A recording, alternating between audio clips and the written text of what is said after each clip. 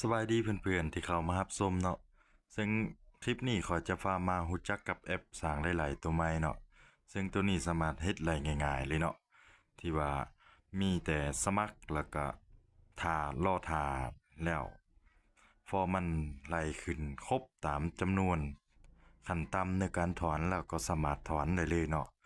ซึ่งบางแอปนี่สามารถถอนเข้ากระเป๋าไบแนนซ์ได้เลยเนาะ ถือว่าถอนเข้าไปแล้วก็สามารถแลกเปลี่ยนเป็นเหรียญ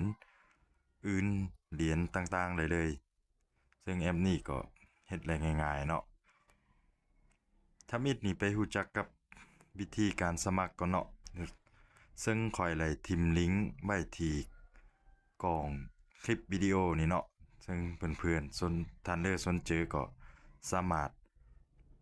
กดเข้าไปแล้วก็ไปดาวน์โหลดติดตั้งเลยเนาะ เมื่อเพื่อนๆกดเข้าไปที่ลิงก์กล่องคลิปวิดีโอแล้วมันจะนำเพื่อนๆมาสู่หน้านี้เนาะให้เพื่อนๆกดรับ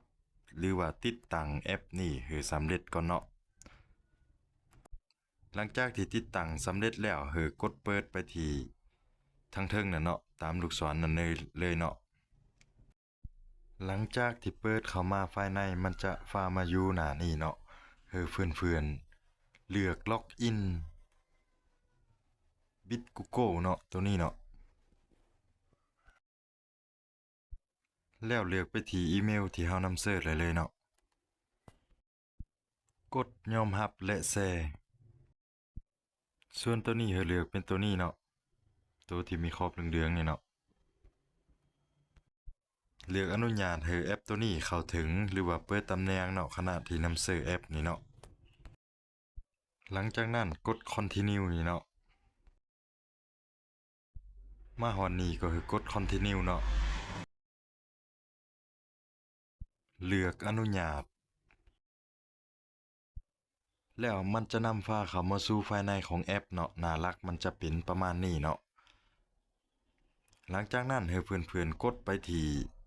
ตัวนี้เนาะคำว่าเอิ้นนี่เนาะเพื่อตั้งค่าแล้วก็รับเหรียญเพิ่มเติมเนาะ